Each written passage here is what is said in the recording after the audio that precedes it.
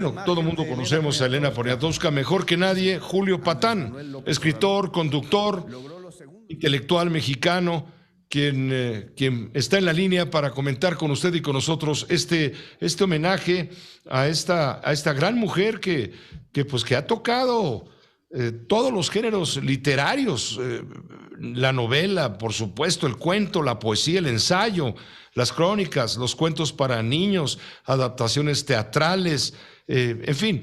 Julio Patán, creo que es un momento muy propicio dedicar unos minutos a celebrar este 90 aniversario del nacimiento de Elena Poniatowska, una mujer tan señalada y tan importante, sin duda, en la historia moderna de México. ¿Cómo te va, Julio? Qué gusto saludarte, Pepe, muchas gracias. Pues mira, definitivamente, porque además es impresionante lo fresca, lo lúcida y lo activa que se mantiene, ¿no? Ya sé que todos lo han dicho, pero creo que tiene que ver con la permanente actividad que ha desempeñado en su vida, ¿no? Fíjate, Elena Poniatowska, así bajita la mano, durante sus años jóvenes, llegó a estar publicando, se sabe, una entrevista diaria. ¿Tú te imaginas la locura que es publicar una entrevista diaria, no?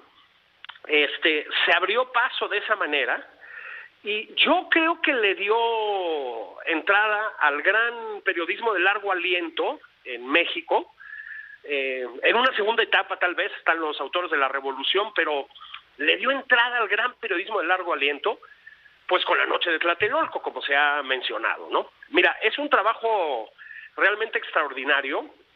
Como es sabido, tuvo que modificarlo en algún punto después de un largo juicio con Luis González de Alba, y Luis tenía razón, es decir, efectivamente parte del material que le dio Luis lo usó Elena Poniatowska en este libro, y bueno, pues vino el juicio.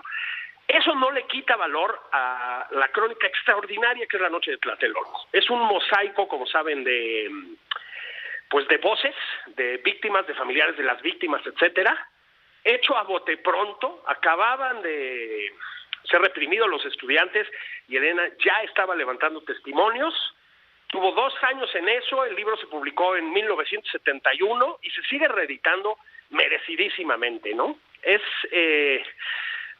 Siento empezar por lo que es casi un lugar común, que es La Noche de Tlatelolco, pero es que sí es muy importante entender el peso de un libro como ese, ¿no? Claro, desde luego, Julio, porque es registro de una etapa crucial en la vida cultural, social, política de México. Hablamos del 68 y todo lo que ha trascendido no solo en México, en el mundo.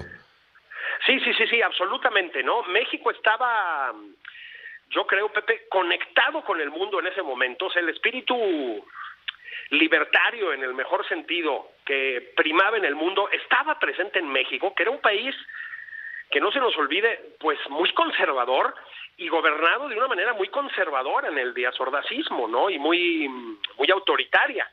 Entonces, sí, el libro de Elena irrumpe con una fuerza extraordinaria. Debo decir que también, como Los días y los años de Luis González de Alba, son como las dos piezas centrales sobre el movimiento del 68 y lo que vino después.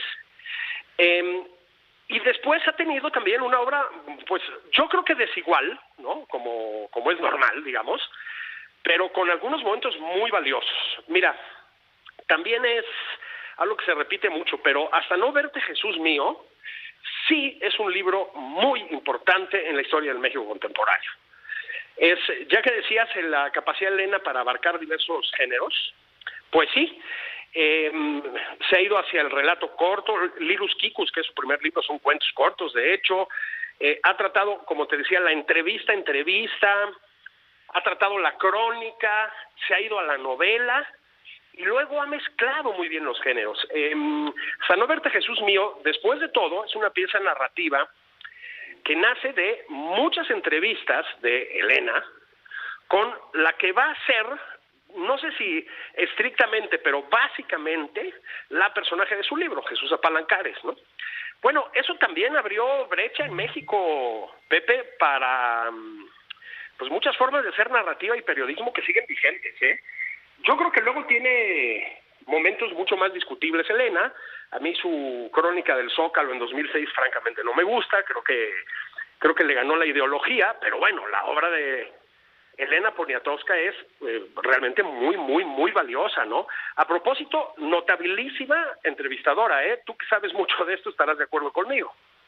Notable, notable sin duda, es ejemplar, es magistral, como notable fue el aprendizaje que ella tuvo del maestro Octavio Paz, de Alfonso Reyes, de Diego Rivera, ¿qué te digo? De Juan Rulfo, ¿no?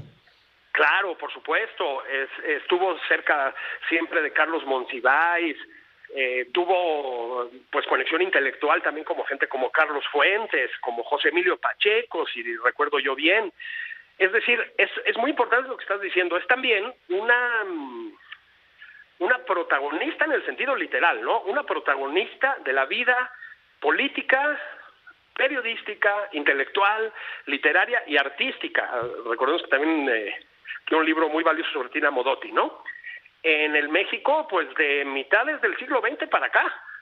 Y pues ahí la ves todavía, como te decía yo, opinando muy críticamente muchas veces, otras no, pero muy, muy, muy en la batalla. Entonces, yo creo que es una de esas figuras intelectuales que yo cada vez creo que son más escasas. No hablo tanto de una cuestión de calidades, etcétera, pero hablabas de Octavio Paz. Esta manera, Pepe, de entender el mundo tan universalmente, de acercarse con tanta curiosidad a tantos aspectos de la vida, ¿no?